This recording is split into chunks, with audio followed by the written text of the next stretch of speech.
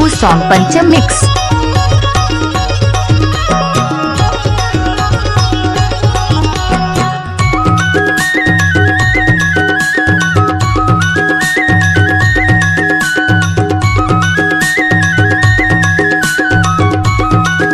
धमाका किसी भी के हो डीजे पंचम के ही होगा। वैसे गाले भाजी लाटोरे तय ओली अने मावो तय ओली अने मा तोरे माया के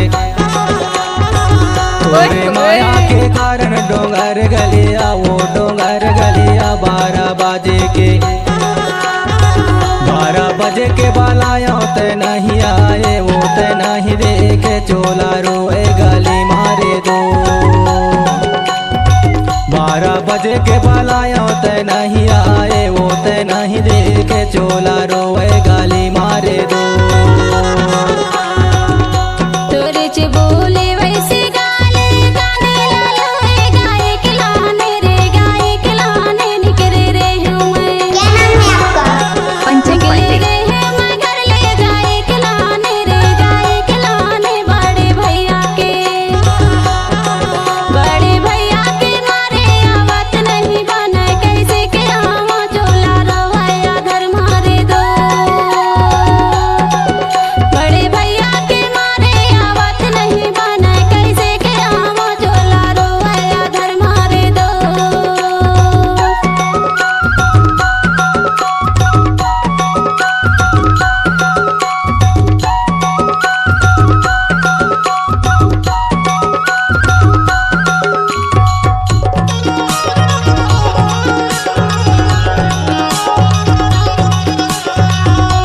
धमाका किसी भी के हो डीजे पंचम के ही होगा।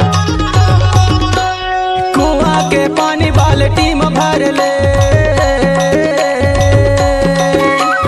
कुआं के पानी बाल्टी में भर ले निर्दया तो चोला दर्द कर ले वो दर्द कर ले चोला रोए गाली मारे दो निर्दया तो चोला दर्द कर ले वो दर्द कर ले चोला रोए गाली मारे दो। तोरे च बोले वैसे गाले गाने लालो है गाए खिलाने रे गाए खिलाने निकले रे हूँ मैं। निकले रे हैं मैं घर ले गाए खिलाने रे गाए खिलाने बड़े भैया के मारे आवत नहीं बने कैसे के आवा चोला रोया घर मारे दो। बड़े भैया के मारे आवत नहीं बने कैसे के आवा चोला रोया घर मारे दो।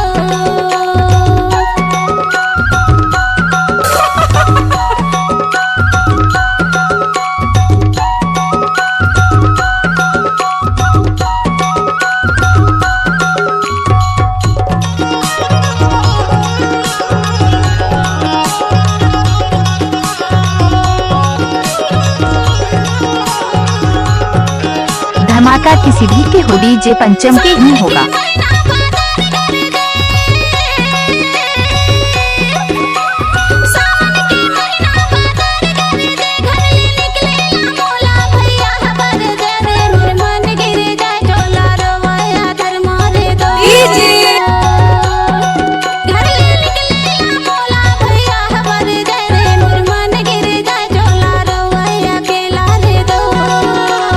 पंचम पढ़ते तोरे च बोले वैसे गाले भाजी लाटोरे तय बोली अने मावो तय बोली अने मा तोरे माया के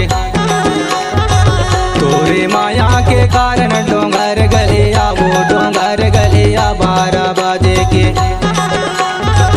12 बजे के बालाया तय नहीं आए वो तय नहीं देखे चोला रोए गाली मारे दो 12 बजे के बालाया तय नहीं आए वो तय नहीं देखे चोला रोए गाली मारे दो।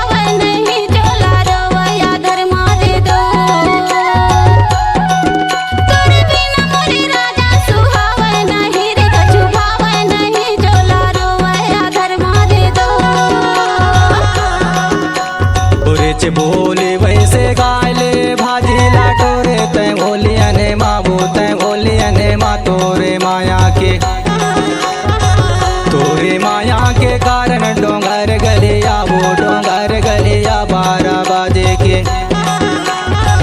12 बजे के बलायों ते नहीं आए वो ते नहीं देखे चोला रोए गाली मारे दो 12 बजे के बलायों ते नहीं आए वो ते नहीं देखे चोला रोए गाली मारे दो तोरे चे बोले वैसे गाले कांदे लालो है गाय खिलाने रे गाय खिलाने निकले रे हूँ मैं निकले रे है मैं घर ले गाय खिलाने रे गाय खिलाने बड़े भैया के मारे आवत नहीं बना कैसे के आवा चोला रोया धर मारे दो बड़े भैया के मारे आवत नहीं बना कैसे के आवा चोला रोया धर मारे दो बड़े भैया के मारे आवत नहीं बना कैसे के आवा चोला रोया धर मारे दो 12 बजे के बलायों ते नहीं आए वो ते नहीं देखे चोला रोए गाली मारे दो इस गाना को पंचम मिक्स करा है अमटोला वाले।